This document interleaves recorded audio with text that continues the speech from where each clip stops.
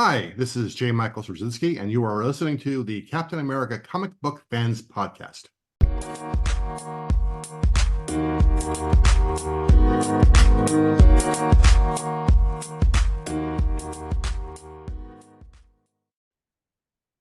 Greetings, Cap fans, and welcome to episode 178 of the Captain America Comic Book Fans Podcast.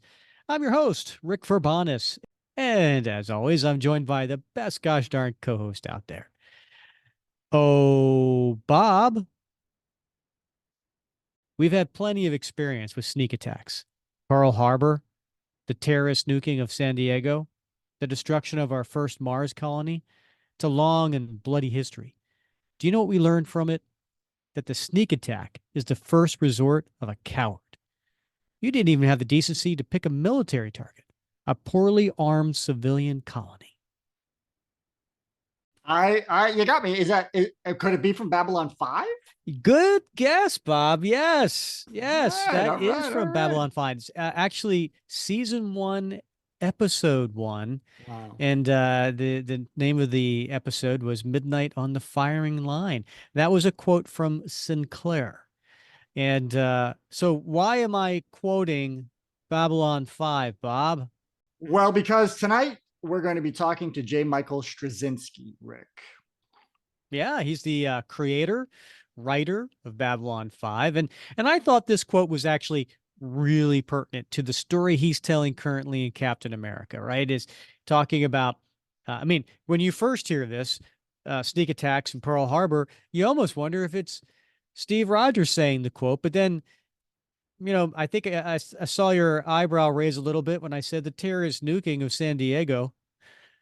Right. Yeah. I take long naps sometimes, so sometimes I miss things. Pretty sure I could have heard of that. And then I think when I said the Mars colony, that's when you realized it was not current times. But with the current story going on with Captain America, we certainly do have our share of cowards doing sneak attacks and going after civilians. So I thought it was an appropriate quote considering everything. Bob, how's it going? What you up to?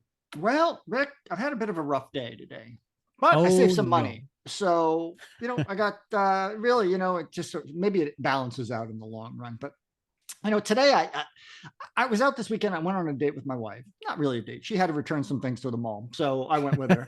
and then we had dinner afterwards, right? And as we were, walking up to one of the stores to return whatever she had purchased, I decided to pop into Ross, which I don't know if you're familiar with Ross. It's like Marshall's, like TJ Maxx, same idea. So I'm in there and I'm looking around, and I'm not looking for anything, but I'm looking for stuff for my son because sometimes they have nice clothes in there. And so I see these shorts, and they're like NBA shorts for the Chicago Bulls, which, he's been watching the Michael Jordan documentary on Netflix again. And so I'm like, oh, I should get those for him. And I'm like, I don't know. They look kind of big, right? They're men's small. I don't know. I'm not going to get them. So I didn't get them. And then I come home and I just casually mentioned to him. He's like, what? I'm like, I would have loved to have had those. So today I had the occasion to head back to that mall, which I rarely ever go to, but my bank branch is there for my work. So I said, I'm going to pop into Marshall's. So I go over to Marshall's.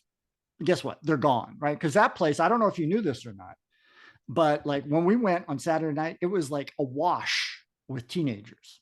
Really? Yeah, that's the teenage thing now. They know what's going on at TJ Maxx and Marshalls and Ross, and they're like locusts in there, like picking out the good stuff. Like they got Nike sneakers and this and that. Anyway, they're gone. Shorts are gone. So I'm like, But I realized, like, after I finished the stuff at the bank, there's another Ross down where I live in Naples. So I'm like, I'll stop there on my way to pick them up from basketball practice. So I go in there. Sure enough, they got the shorts. So I'm like super pumped. 2 pair.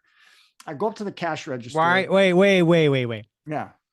I know you have a thing about buying things in twos. When Casey was on the show, right. Yep. She mentioned that. Yeah. Why in the world are you getting Bobby 2 pairs of shorts of the same short? Yeah. Well, in case one's in the wash machine. You are setting your son up for the same psychosis. He is going to move out of the house and be like, I need 2 of everything. Yeah, that's probably true. And he'll always be prepared. So anyway, Rick, I go up to, thank you for pointing out this mental flaw of mine. But anyway, I go up like I need one more flaw brought to public attention. So I go up to the cash register and I put my stuff on the counter, and she looks at me for a second, and then she asks me, "Excuse me, are you over 55?" And I'm looking at her and I'm like, why would you ask me such a thing? Well, I think it's obvious why she would ask. So perhaps, yes. So I have this like dumb look on my face, a different dumb look than I normally have. And she says, I'm asking because on Tuesdays, if you're over 55, you get our over 55 discount. And I'm like, well, how much is the discount? And she's like, it's 10%. And I said, well, in fact, I am over 55. And then I said, give me that. And I stormed out of the store in a huff, you know. But I got 10% off. So, you know, that's good. That's like $2. So I was pretty happy about that. You know what? You swallowed your pride for $2. I did. Yeah. You are swallowed my pride for less. So you're a cheap SOB. I swear. I gotta tell you, that reminds me of like, you know, when you turn a certain age and then like the very next day in the mail is, here's your AARP card. Oh yeah. Welcome to the club. Oh, I went long for that free gift. Oh, did you really? Yeah. I tossed it. Did you? I don't even remember what they kept sending it. Yeah, sometimes it's like luggage. It's like whatever. Yeah. They kept hitting me hard, and now they're just kind of backing off, and it's just maybe it's I'm not going to say how frequent, because then people will do the math and figure out how old I am. Yeah. Well, here's the thing. As I told you, I think the last time we talked, I learned, you know, the sex secrets of people over 50. That's true.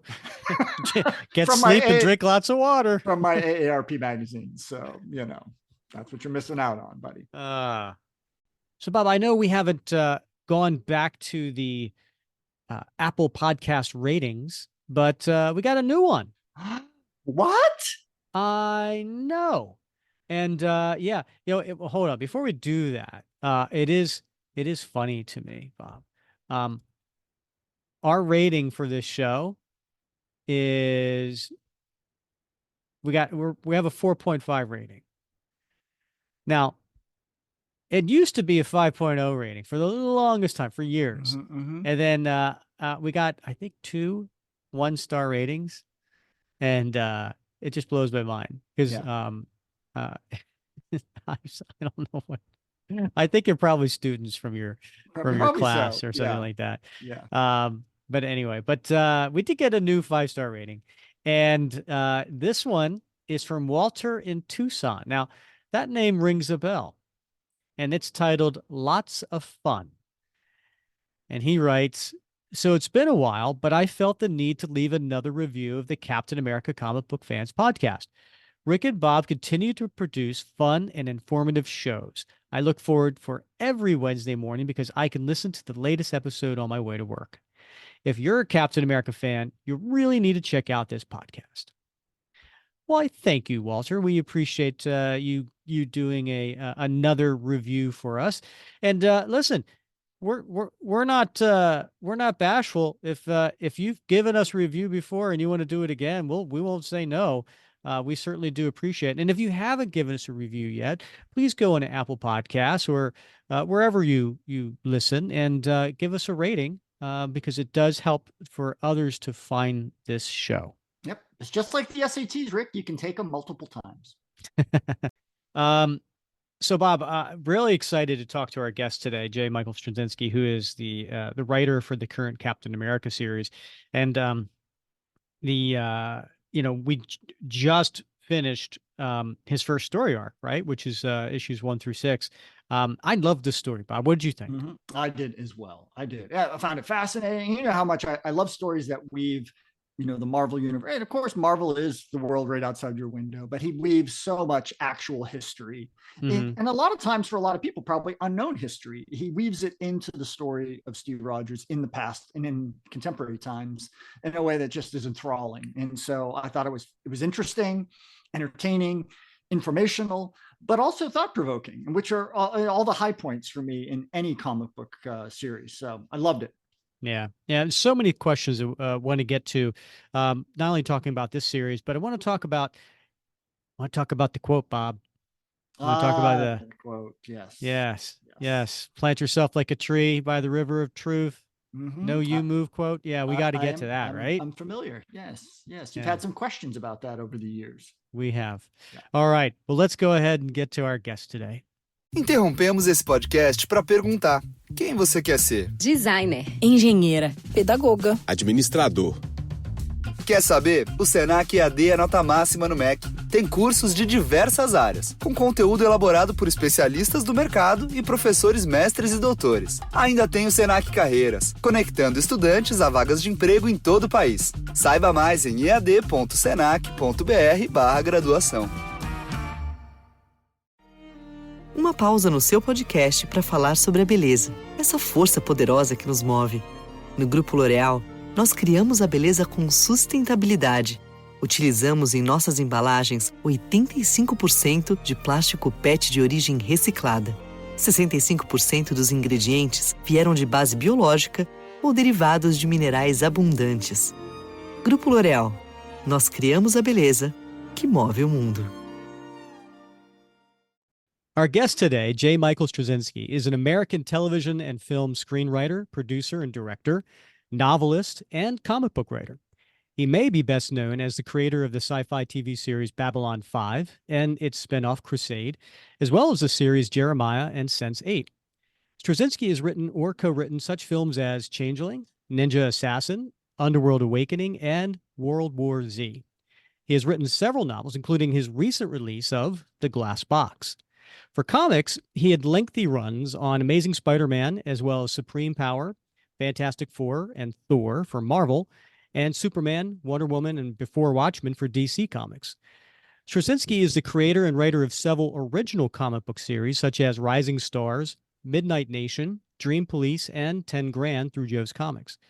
Cap fans were treated to his version of Steve Rogers in a What If type miniseries, Bullet Points, in 2007. He took a break from comics for several years, recently returning to Marvel, and launched the current Captain America series in 2023. We are very excited to have J. Michael Straczynski join us today. Joe, welcome to the show. Thank you. And that's all we had time for, turns out. It does go on for a while, doesn't it? Yeah. And if I even have to mention any of that, then, everybody knows who JMS is. Mainly law enforcement. All right. We have to get to that story, Bob. So we obviously want to discuss the current Captain America series. But before we do, we want to talk about your 2007 miniseries Bullet Points with artist Tommy Lee Edwards. And for those not familiar, shame on you. This was a story along the lines of What If, where a single action or non-action could change the timeline. In the case of Bullet Points, it featured the death of Professor Erskine before he could administer the super soldier serum to Steve Rogers. This didn't stop Steve from volunteering for a different experiment, which fused his body with the experimental Iron Man armor. You could have started your story anywhere, Joe. Why did you pick at that point, and why focus on Steve Rogers? What led to the creation of the story was very often you see on the news, 5 people were killed today, or one person was shot, one person was injured. We have, school shootings, and beyond just the horror of the moment, I wanted to focus on, what are the effects of this? What are the effects of violence? What are the effects of gunfire?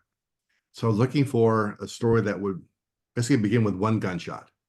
It's called Bullet Points, not just because we're bullet pointing out the future, but also, what's the point of the bullet? What's the impact of the bullet on someone's life? And how does that ripple out across time and space to other people? And how are they affected by it? So the one case, that I could think of really that, took place in the Marvel Universe that was contingent on a bullet was Dr. Erskine. So that seemed like the logical place to begin. And then we start to see over the course of the next several issues how that changed the future, to remind us how precious life is and to show us, the impact of that violence.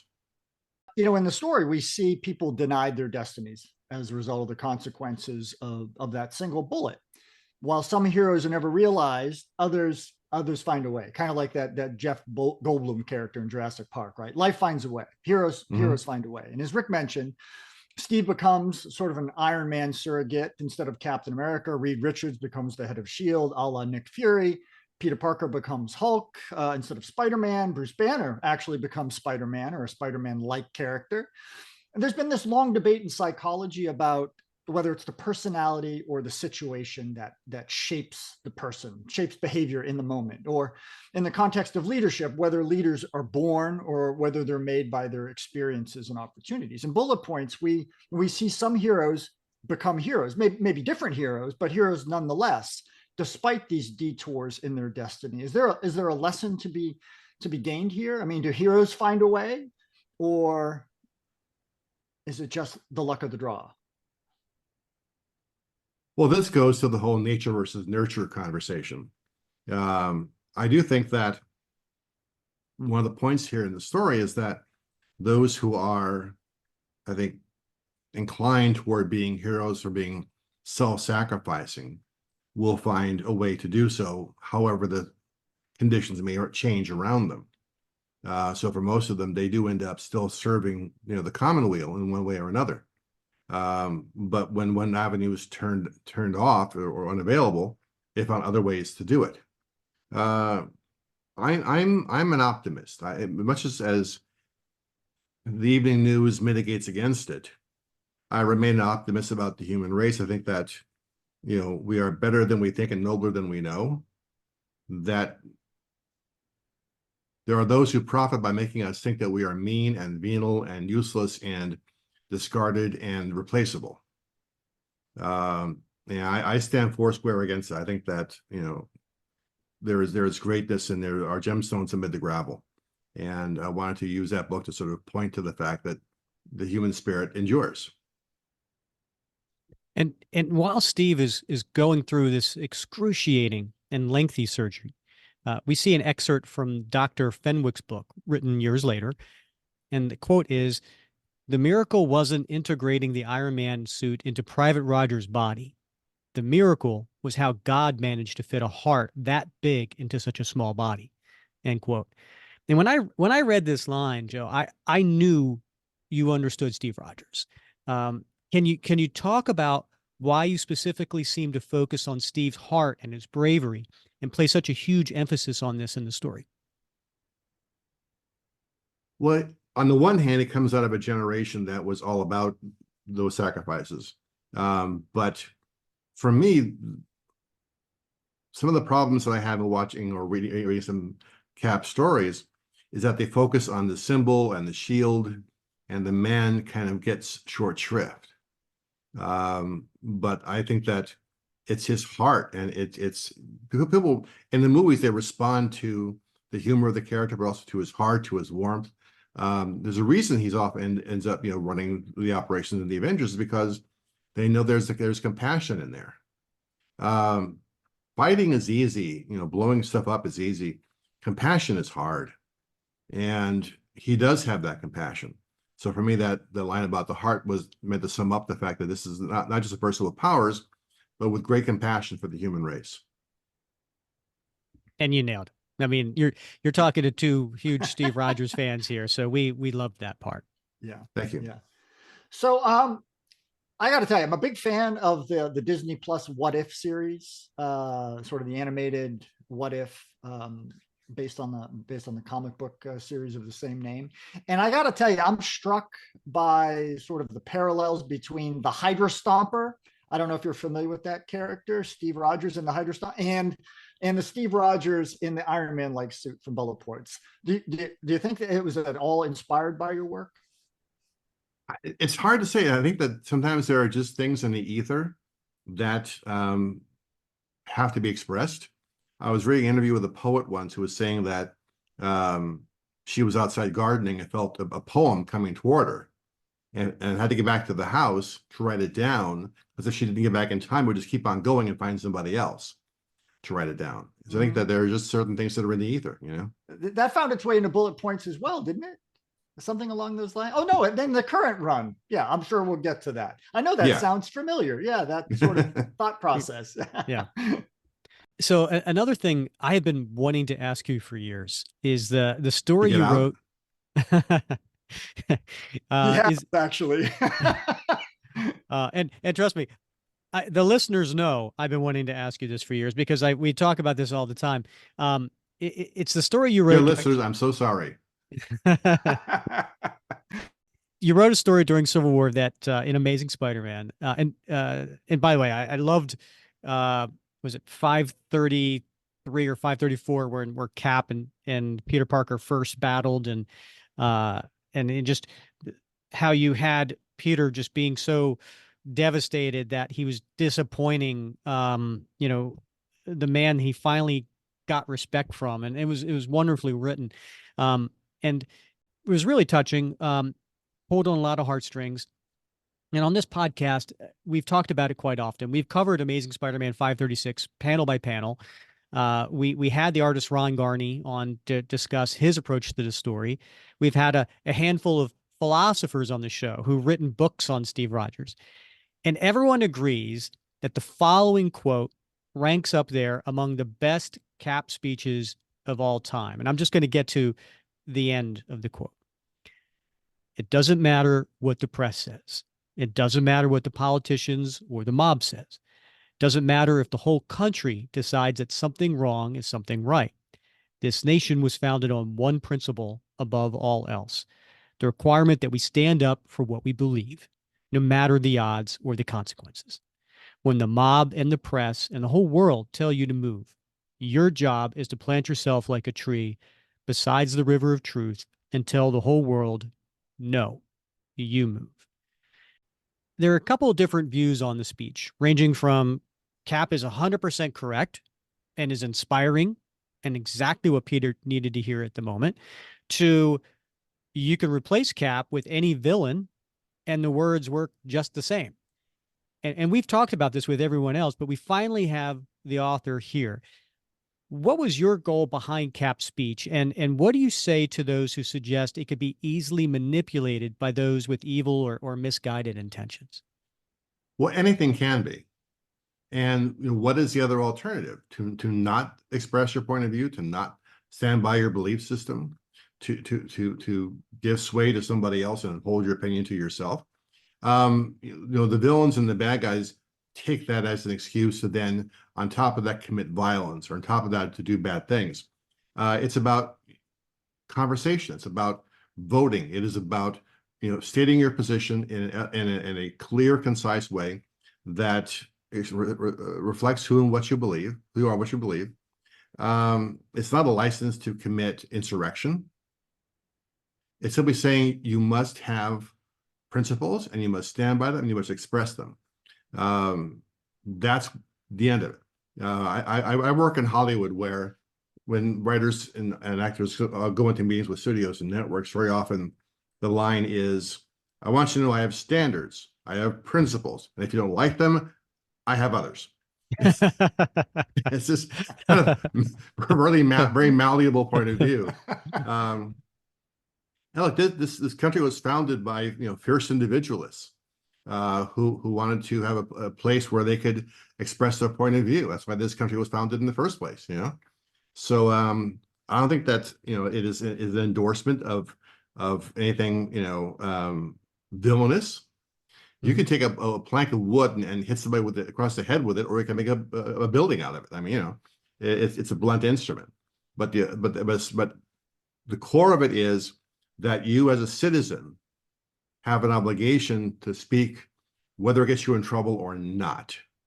In Nazi Germany, we saw what happened when people didn't speak their mind, when they saw what was happening with the Nazis and stayed quiet, and what that turned into. I think as long as we're talking to each other and being upfront about our beliefs, and then being able to talk about them and revise your point of view as new information comes along, we're going to be okay. When we stop talking to each other, start yelling at each other, or we hide our points of, or we hide our convictions, that's when we get into trouble.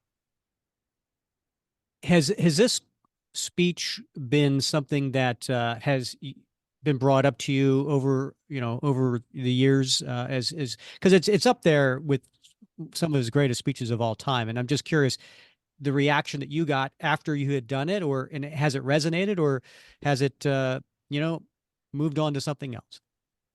No, I regularly hear about it. I see the memes popping up every so often. And that's what you want. As an artist of any form, whether it's a writer, an actor, or a painter, or a sculptor, you want the work to have an effect, an impact on the audience. You want the audience to remember what that is. So I'm very happy with the fact that it is still out there. I've seen people trying to take it and co-opt it to different purposes, and I have had some words for them when that has happened. None of them polite, none of them worth repeating on a podcast. But yeah, that's what you want, is you want the work to be remembered. Now, speaking of Hollywood, in 2016, the Hollywood Reporter writes that you announced you're retiring from writing comics. And you dabbled a little since then, but you finally returned to an ongoing series just last year, 2023, with this new volume of Captain America. So what brought you back to comics, and why, of all characters, Captain America? Well, just to put this in context for a second, there was a period of time where I was, for all intents and purposes, going blind. It was a combination of early onset cataracts, but more importantly, I think called Fuchs corneal dystrophy. And with those two disorders, if you were trying to repair one, the other one will go unrepaired and will eventually make you blind. And the Fuchs corneal dystrophy was particularly bad. To work at my computer, I had to have the letters about 2 inches high to be able to read them. And it was causing me to fall further and further behind on comics. And I finally just said, I need to not try and achieve the rigor of a monthly book. I'm going to pull away and get better if I can. I was holding off the surgery because I'm waiting for a new procedure to come along that would do it without seeking to do both at the same time, essentially. And it was Dr. Mark Terry in Portland, Oregon, who came up with this, developed a whole new technique for doing both surgeries at the same time. Before I walked in there, I was basically legally blind. And when I walked out, I was 20/20. It was remarkable. Wow. Yeah. And so I took some time to catch up on other stuff, and got pulled into some features. But then when Marvel came around and said, "Would you like to do Cap?" I said, "Absolutely." He's always been a favorite character of mine, which is why I always stuck him into Spider-Man whenever I possibly could. And I felt that it was a good time to sort of reconsider the character, not in a let me rebuild him to my own personal standards, but to delve deep into who that character is. As much as I love the big toys, the starships, battles, whatever else, I'm a character guy. That's where I live. When I worked on the Thor movie with Marvel, my point of view was Asgard great, battles great, Rainbow Bridge great, CGI great. But end of the day, it has to be about two brothers competing for the father's affection. That's the story. Mm-hmm. That's the gateway drug to bring in people to get the rest of it. So I felt for a while that Cap's character was kind of flagging a bit. That the stories were sometimes looking at him as just being like, the man out of time in a way that made it kind of corny or too much like grandpa or irrelevant, or how does he fit in with the world? And it, kind of one note. Let me dig into his character a little bit. Let me find out who this guy is beyond that. And so my first thought was, his own past. I mean, look at Peter Parker's past, pickling peppers. Too many P's in that sentence. What propelled him really to become who he is when Uncle Ben was slaughtered in front of him, was killed anyway. And that had a profound effect on him. Bruce Wayne, when he was a kid, saw his parents, die. We are formed by the events that happened to us in our younger years. And there really had not been any stories about Steve Rogers much before he became Captain America. We have one story where his mom passes away. We see that. But we really have no sense of why this was the right guy on a character basis to become Captain America. This could have gone to anybody. Why him, and why was this the right guy? And I said to Marvel, look, what I want to do is look at those 4 years, give or take, between when his mom passed away and when he became Captain America, and trying to survive on the streets, very little assistance from anybody, no family, which I think, trying to make rent and trying to survive in the city and trying to get odd jobs, and the gig economy is kind of a thing that we can all relate to right now, as far as a lot of people in Gen Z in that vicinity. But more to the point, I said I want his first exposure to Nazis to come through the American Nazi Party, the Bund, which was very popular in New York at that time, leading up to a big rally at Madison Square Garden, where they had like 10,000 Nazis showing up, and to be able to use what happened before to talk about Nazis then, which will allow us to talk about American Nazis now by inference. Mm-hmm. And to Marvel's credit, they said, okay, they knew it was kind of a risky thing to do because Nazis are not known for their sense of humor. Right. But they said, go for it. And then they gave me the freedom to do that story. So we have a few questions sent in from our patrons that we like to sprinkle into the conversation as we go along, Joe. And the first one I'd like to bring up is from Michael C. Johnson, one of our patrons. Hi. I was very excited when I saw that you were actually going to be using some of the American Bund ideas from the late 30s. Not a lot of people are really aware that even happened in the United States. What led you to that specifically? And as you go on in this series, will you go into more of the court cases and so forth that were seen at the time? He's exactly right. A lot of folks don't know that particular slice of our history. And in fact, some people were, when the first issue came out, came after me saying, what's this alternate history you have of Nazis in America? And you're trying to make something about, the Republican Party. Said, dudes, no, pick up a book, read a book. Right. Yeah. And yeah. So that was the reason for doing that. And to illustrate again the point of that this kind of nonsense can happen anywhere, and it's happening now as well. What was also fun is, rather than digging into the court cases, because that's kind of a dry area,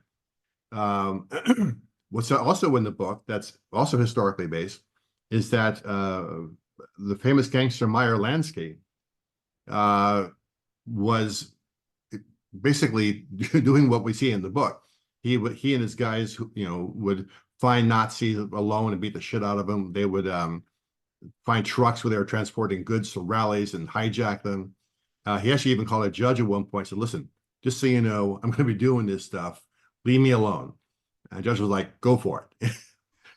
So bringing Meyer Lansky into this was also historically based. It's we try to forget the things that we do that embarrass us later. The 10,000 people who were there in Madison Square Garden when we went into the war, suddenly, I was nowhere near there. I was out getting fruit at the stand or something. Sure. We didn't know from any of that stuff. Something that happened after the Second World War is that everyone in Germany who was a party member suddenly, no, we were never part of the party. We didn't know.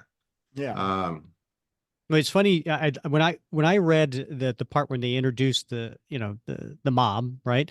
I immediately go to the period piece that John Byrne did, the Batman Captain America, which had the villains and took place during World War II, and it had Red Skull and it had the Joker, and at one point the Joker finds out he's working with a Nazi, and he's like, I may be an evil criminal, but I'm not a Nazi. And and started fighting the Red Skull, and so but it's true. You look at the gangsters, right? And the lesser of two evils, one of them at least is a patriot. Yeah, and to see Steve dealing with that as well was a central thing I wanted to address. In the last issue number 6, there's a part where Steve is kind of doing a bit of narration in in his monologue, and he says, "Look, the war in Europe, didn't end when we decided to stop fighting Nazis.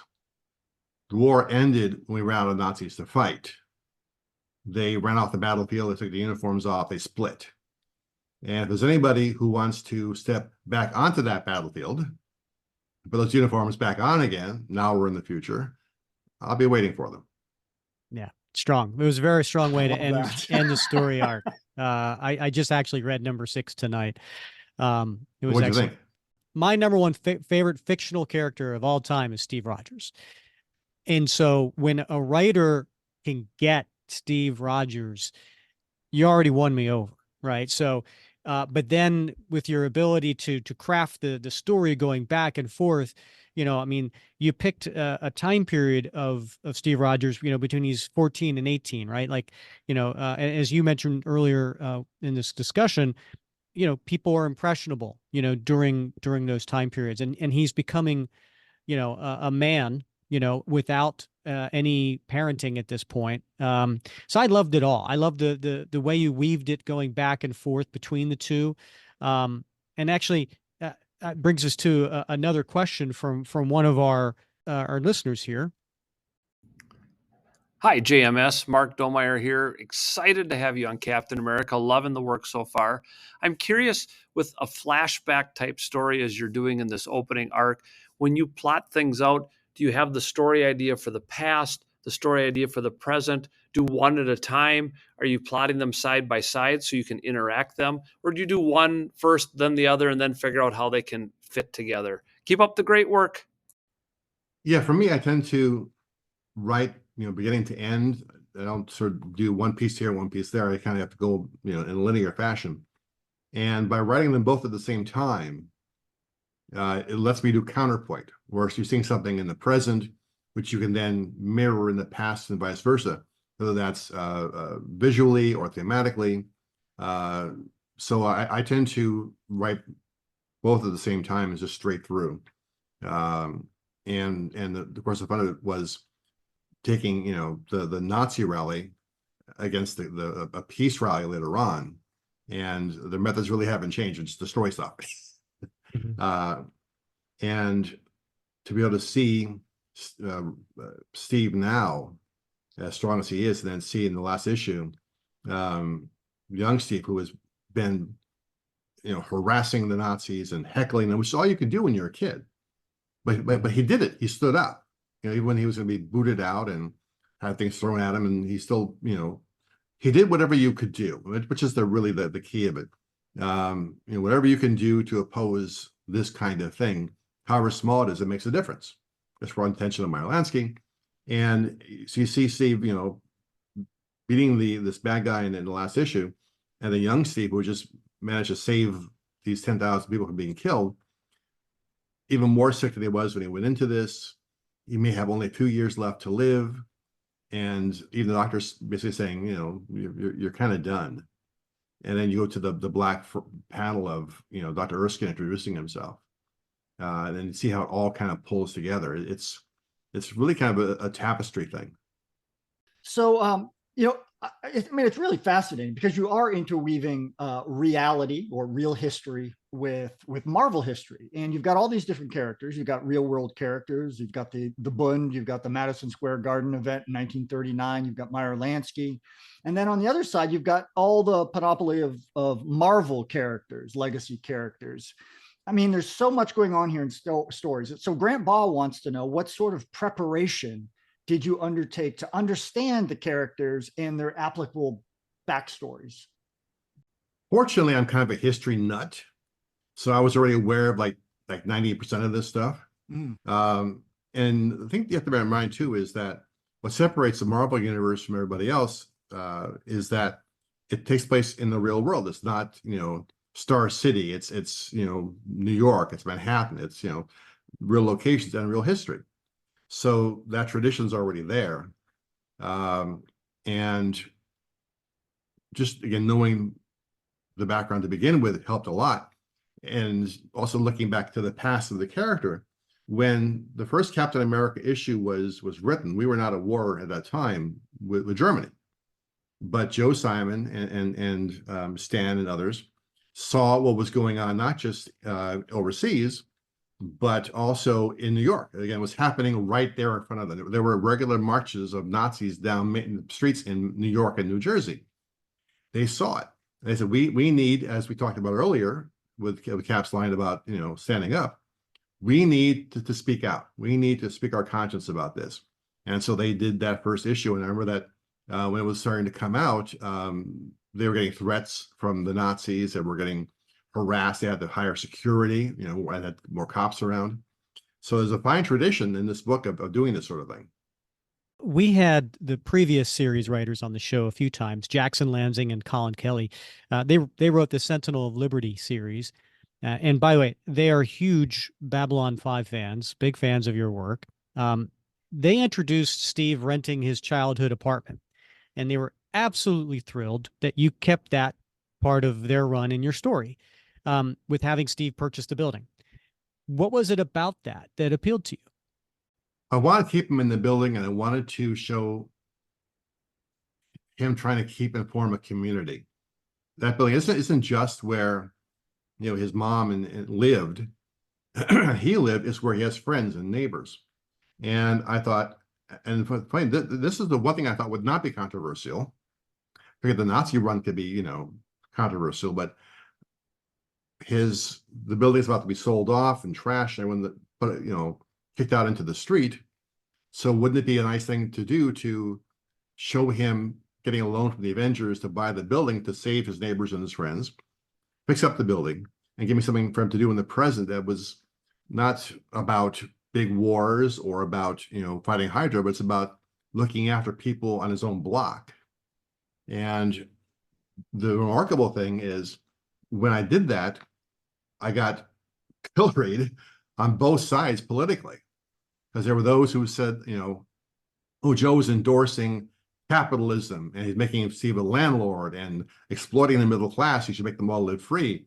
And the other side, when they saw the rent control sign in front, went out of their Mesopotamian minds. Joe is this liberal, anti-capitalistic kind of guy. I guess if you offend both sides, you're doing it right. Of all things I thought only caused me trouble, that was not on my radar at all. But also in the process of that, let him talk to the neighbors, just hang out with them. This goes back to why I put Asgard in Oklahoma with Thor.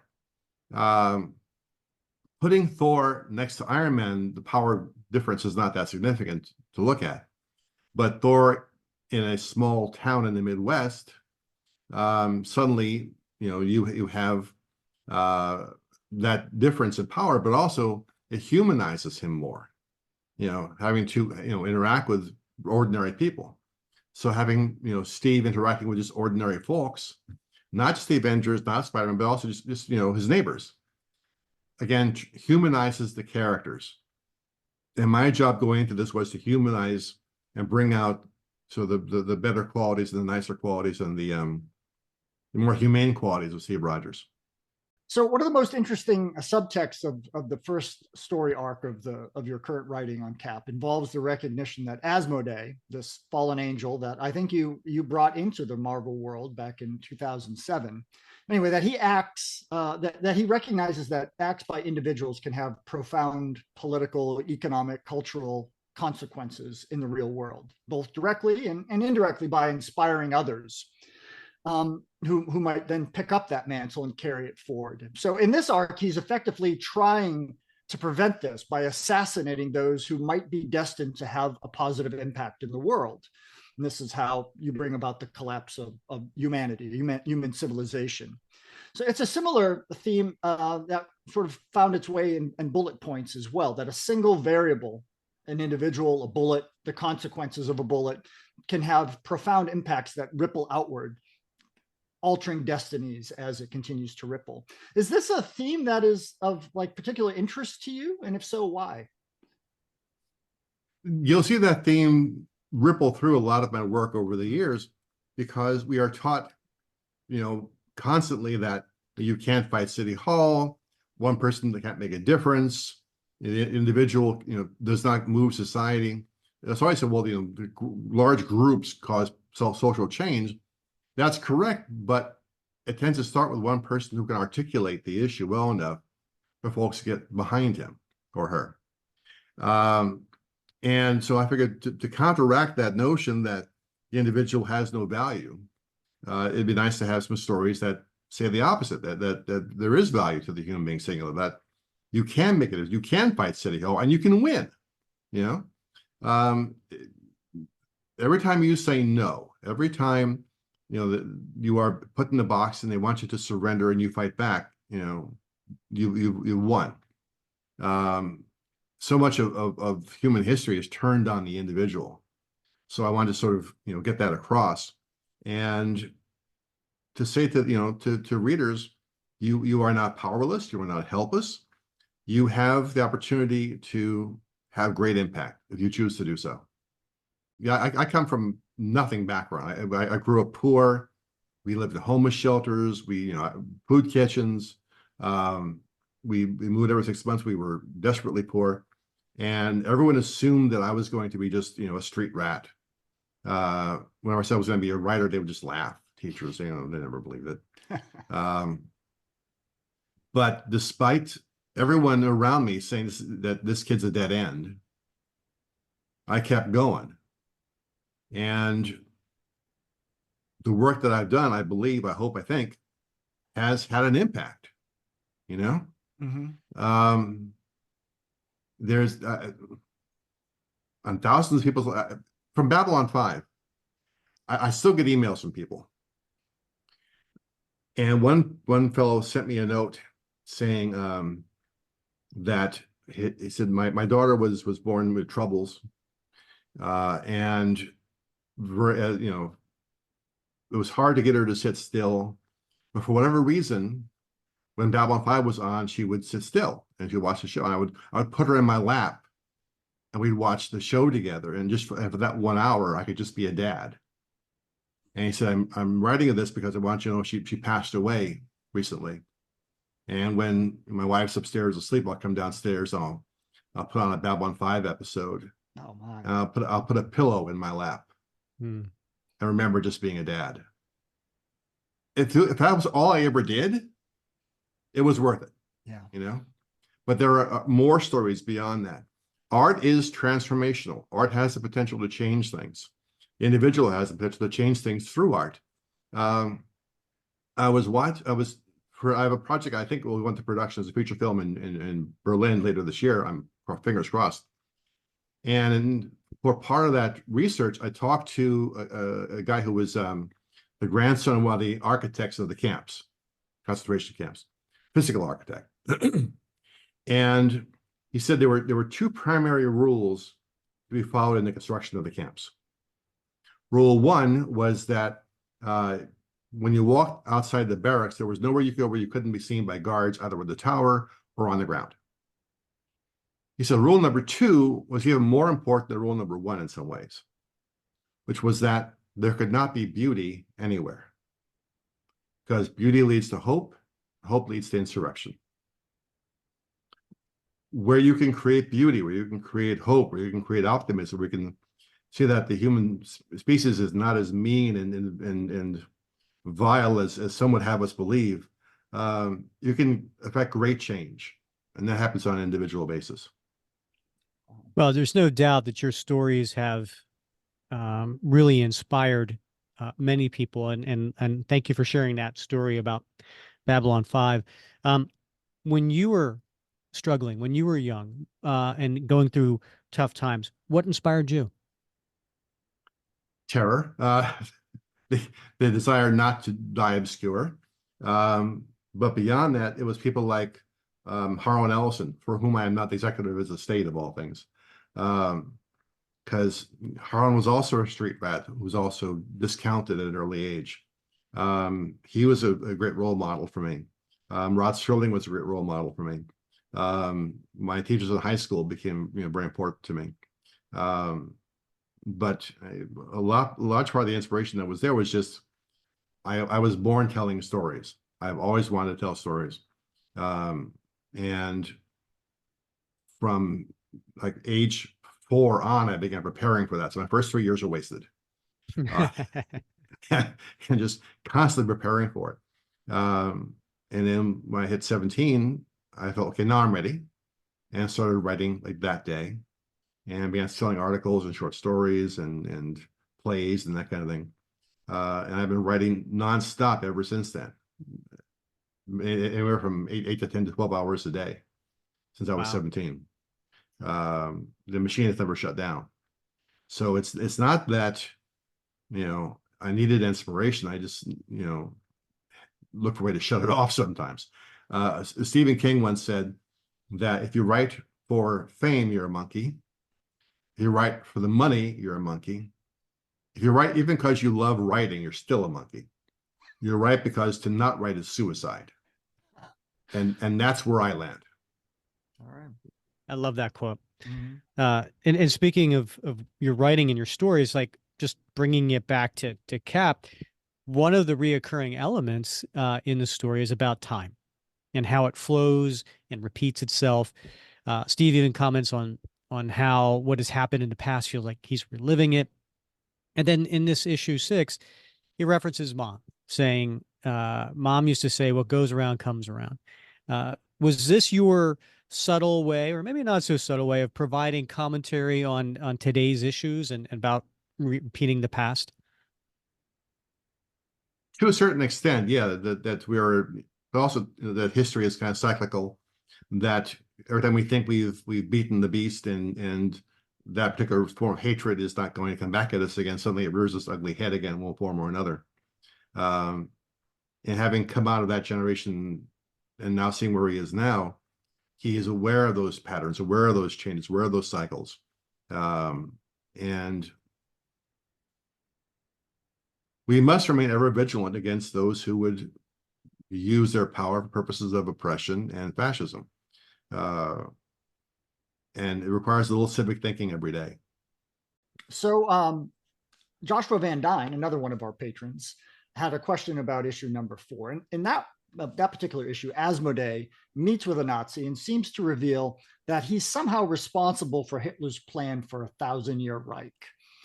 So Joshua wants to know if Asmodee actually met Hitler and put him up to his plan for world domination, or is he just some unseen power pulling strings behind the scenes? No, that's being taken a little bit too literally. It was more metaphorical than that.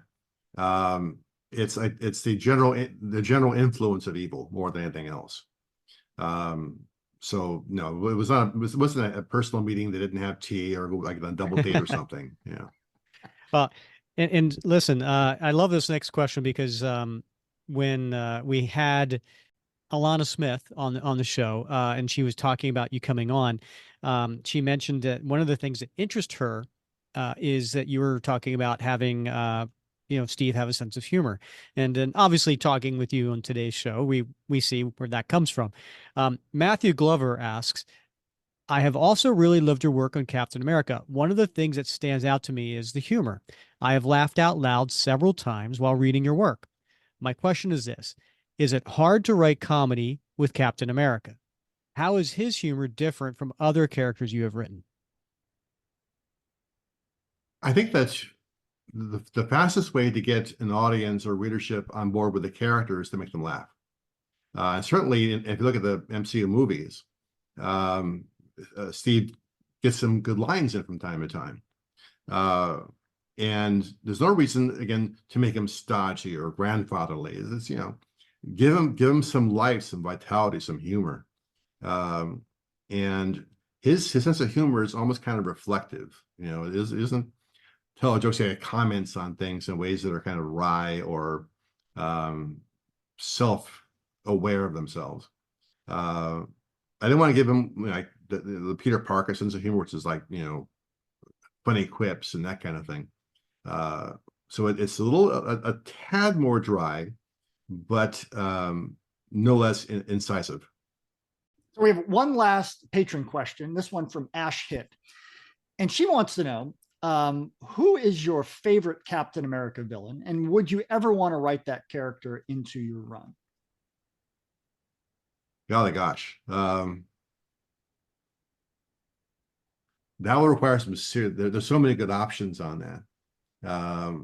I wish I had a good answer for it, because I didn't know that was gonna be a dog ate my homework. I wasn't prepared for this.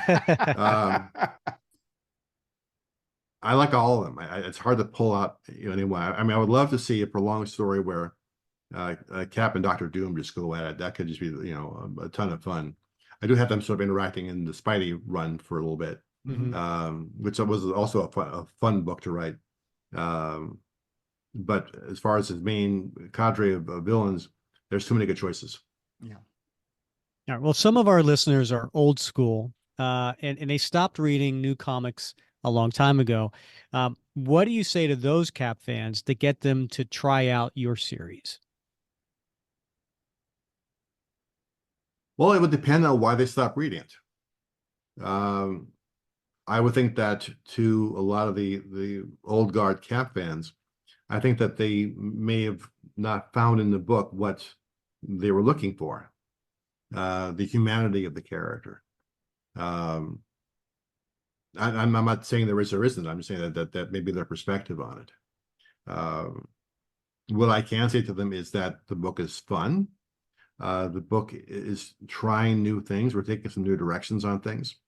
And the next arc is runs a lot into the mutant storyline, but I wanted to take a very different approach to it. So often we see in the mutant world at Marvel, everyone's like taking sides in the wars that are all going on, which is fine. That's perfectly reasonable and fair, but not every story has to be about the war. Some can be informed by the war. You look at Casablanca, it's a movie set against the war, but it's not actually about the war per se. Cabaret, was set against the rising of the Reich, but it's not about the Reich. And I said to Marvel, let me try something a little bit different. I want to vary my writing style a little bit. I have various voices I can pull out when I need to do different things. Something a little more surrealistic, a little more scary for me as a writer. Particularly when I thought about the cabaret of it all. And so let me take a different approach to looking at the mutant story from those who are affected by it, affected by the war, but are not fighting the war. We're just trying to live their lives and create some characters that you might find interesting. And they said, sure. So the issues 7 and 8 it's a two-parter where I put myself kind of on the firing line in terms of changing up the writing style. I mean, Cap is still Cap, but there's ways of surrounding that with an approach you really haven't seen before. So to the old guard fans, there's a chance to watch a guy in a high wire with no net, taking some huge chances and swinging for the fences. And if that's of interest, then you're welcome to, come along on the ride. Well, I can tell just from everybody who's listening, if you haven't picked up this series yet, you're doing yourself a disservice, because JMS totally gets Steve Rogers as a character, and it's great seeing the hero before he was a hero, and then also seeing him go up against a villain in modern time that is a little out of his comfort zone, right? It's not somebody you go up and you solve with your fists. So overall, just great story, and the art's beautiful as well. So I'm a big fan of the 12, Joe. It's the 12-issue miniseries you wrote for Marvel in 2008 to 2012. And for those who may not have read it yet, and I encourage you to do so, and if Netflix is listening, make a great series, because I think it's just an amazing story with amazing characters and amazing lessons to learn. But basically, it's about 12 golden age superheroes who get trapped by the Nazis, and then they're put into suspended animation during the closing days of World War II. But they're forgotten about when the Nazis lose and the building collapses, and they're not discovered again until the modern age, when the US government discovers them. And this occurs in the wake of the Superhero Registration Act. And so the government, being the government, they try to take these heroes who are now in the modern age and put them to work for the US government, doing superhero stuff once again. And it doesn't really have a lot of Cap stuff in it, although we do see Cap and Bucky illustrated in the closing days of World War II. And we do see a Daily Bugle newspaper that shows when Cap is awakened. And so the other heroes are aware of what's going on. But the idea of Steve Rogers being a man out of time was particularly prevalent in the comics in the 1960s and early 70s. One could say it was almost overwrought in the comics. It was always in every story, an issue that was tackled, this man out of time complex. And so now we see 12 other heroes that are experience a similar sort of man out of time, or women out of time in the case of the Black Widow, except it's a much bigger period of time that they were under suspended animation. So I'm really curious, what inspired you to write this story? Number one, about this out of time experience for these heroes. And number two is you used actual obscure, timely, golden age superheroes that were very two-dimensional in the comics. And you gave them amazing backstories and amazing current day stories as well. So the second part of that question is, was it a little bit scary to now start to add all this flesh onto the bones of canon for these characters? Well, you have to go where the scary stuff happens. You know, that's where the good stuff takes place, you know? I told Marvel I want to do this book with 12 characters that no one's heard about.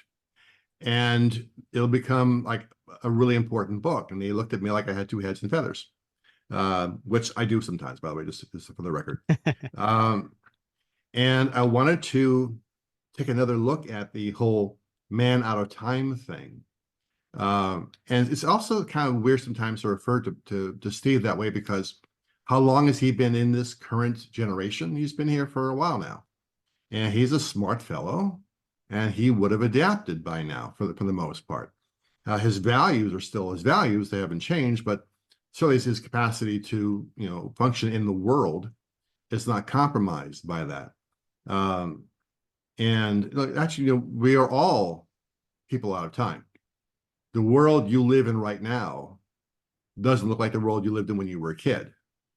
The world that I live in now has very little bearing on the one I was when I was around when I was a kid. The world changes, and we adapt to it. That's what makes the human race so extraordinary. An animal will just keep doing the same behavior over and over again, but humans, you know, we look at what's happening around us and we adapt, we adjust. But for the 12, what I wanted to do with that was their transition to the current age was sudden, and they are still in the midst of it. And how do we use that to play with issues of racism, issues of culture, and the big, you know, dare was, I'm going to give you a background for all these, you know, 12 characters, some of whom look ridiculous. That True, yeah. will make you want to cry. You know, I mean, the dumbest name characters like Rockman, Right. and I said, I will make you cry. I will sit down. I will make you cry for that character. You did. I admit it. And that's the fun. I love challenging myself. I love, you know, again, being back on the high wire. And everything about that book was up on the wire. But it let me explore, you know, consequences of what happened when we come back, and, you know, your family's all passed away. How do you reconcile that? If there's, you know, a grandson now who hates you, there's cultural changes that you can't accept necessarily from where you come from. I like, you know, taking individual stories and using that to go macro on social issues, on personal issues, on the world, on purpose. So it was, you know, again, Marvel, just the good thing about Marvel is that no matter how wacky the idea is that I come at them with, I want to see one bullet change in the world. I want to see these 12 characters no one's heard of before ever make it into a book. I want to show, you know, Steve Rogers going, you know, as a 14-year-old heckling Nazis. They let me do it. And that's much to be commended upon, particularly in a time when I think there's a certain overabundance of caution out there. Besides Captain America, I know you're extremely busy busy man. So what else is keeping you busy in 2024? Is there any projects or anything coming up that you can share with the listeners? Golly gosh. Well, I'm trying to remember all of them. One is, again, hopefully have a film going into production in Germany later on this summer. I just recently did 2 audio drama things for Penguin Random House. They want to go beyond doing just audio books into audio dramas. So I wrote 2 things for them. One was a big several hour long thing called Earthlight, which will be coming out in I think June or July. We're doing a remix now on the audio. Second is an anthology show called The Far Horizon. There's Cap. There's a secret project I did for Marvel, 6 issues. I can't say much about it until they announce it, but there's a really good Cap and Thor story in there. Oh, cool.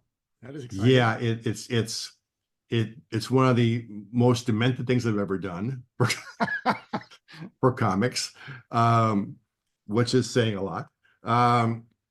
That's going on. I'm writing in my next novel at the moment. Got some pilots out. I'm also running the Harlan Ellison Estate and the Harlan and Susan Ellison Foundation. So we have, I edited Harlan Ellison's Greatest Hits, which is coming out on March 26th. The same time that the relaunch of the Dangerous Visions books is coming out. So the first Dangerous Visions comes out the same day as his Greatest Hits. Then in June, again, Dangerous Visions comes out. And then the last Dangerous Visions comes out in September, which I managed to assemble from Harlan's stories and works and add some new voices to. That book has been 50 years in the making. Oh, wow. And we're finally going to finish up that trilogy. I'm also in the process of turning this house into a museum library and getting historical landmark status for it. It's the most remarkable place you've ever seen. It's got towers, it's got hidden rooms, it's got gargoyles patterned after the Watergate characters. Oh, boy. It's How can someone see this? Well, people drive by, they can see it. But what we want to do is we're doing some repairs to it, fixing it up, found some black mold we had to take care of.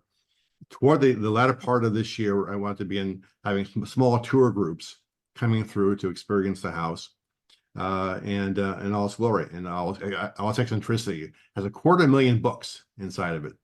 Wow. By actual count. Just to show you a creative space for a mind that was like no other. Wow. And for listeners who want to stay up on the latest, where should they go? Should they go to your website, jmsnews.com, or go on Facebook, which is Hang with JMS? Where's the best way for them to get new information? JMS News is nothing to do with me directly. It is an archive of my posts over the years. Something like 60,000 posts that I've made over the decades, and apparently I talk too much. Apparently you do like to write. No, but the best place for the time being is Twitter. I'm on Twitter just under my last name. Okay. And that's where I tend to break the news first. And I do have a Patreon as well, because the writing life is very uncertain. So who wants to go where they be supportive? It's, Synthetic Worlds, or just under my name, either way. Okay. Yeah, there's always a lot going on. The weird thing is that I by all rights, I should be hardcore and employable by this point. But despite that, every year I end up more busy than the year before, and I have no explanation for this. We're thrilled that you're on Captain America. We hope that you stay on there for quite some time. And so thank you so much, JMS, for coming on the show and wrapping Cap with us. My pleasure. Stay out of trouble. Oh boy, Bob, got to tell you, that was a real fun conversation with JMS. I'm excited to pick up issue 7, which comes out this week. I am too. He's really kind of got me on pins and needles, wondering what it could possibly be up on the high wire. Love that. What does that mean, right? I don't know. And I highly encourage, not only to pick up issue 7 that comes out this week, but also the solicitation for the first collection of 1 through 6. So if you haven't read that, you can go ahead to your local comic shop and tell them that, please order this for you. Or if you're, I think there's some people out there that like to get the floppies, and then they also like to have the collection up on their bookshelf, so that way they don't touch their floppies and they're That's stay right. in pristine condition. Do not touch your floppy. That's what I tell my Yes. son all the time. But yeah, by all means, make sure you pre-order that now. What stood out to you from this conversation? I just love, first of all, his commitment to the craft, but also, I mean, he's just a thoughtful guy. I Mhm. love having conversations with somebody who just like gives just an honest, really thoughtful answer to a question where like it's not canned, it's coming from the heart, and it's just authentic, and I love that about Joe. Is just he's just authentic. Yeah. And it comes through in his writing, of course, but it's just great to hear it from the man himself. Yeah, absolutely. And also, he is positive. He is optimistic. He is glass half full kind of guy, and he is trying to write stories about hope. And he's trying to write stories that encourage people to think for themselves and to realize that their voice matters, and that the individual matters, and look at if you don't do something, what the effects could be, and that resonates through a lot of the different stories that he does. So I love that too. Yeah, yeah. That there's a lot to take away from that, and it's really timely because even today on Facebook I was having conversations with some folks about about that question. Are we hopeful? Do we have any right to be hopeful? And Joe tells us exactly why we have every right to be hopeful, but also why we should be hopeful. Yeah. Yep. 100%. All right. So next episode, we're going back to our long tail story from 1990, which is the Mark Grunwald, Ron Lim story, Streets of Poison. And we're going to be covering Captain America 374, which is part 3 of this 7-part story. And if you haven't read the other parts, make sure you listen to episode 170 and 175 before you come to this one, because that will cover parts 1 and parts 2 for you. So a lot of fun covering that story. Awesome. I can't wait. There's so much to be looking forward to on this show. Absolutely. All right, Bob. As always, it's been fun wrapping cap with you. It has. Can't wait till next week. All right. He's Bob Lucius. I'm Rick Verbanis, and you've been listening to another episode of the Captain America Comic Book Fans Podcast.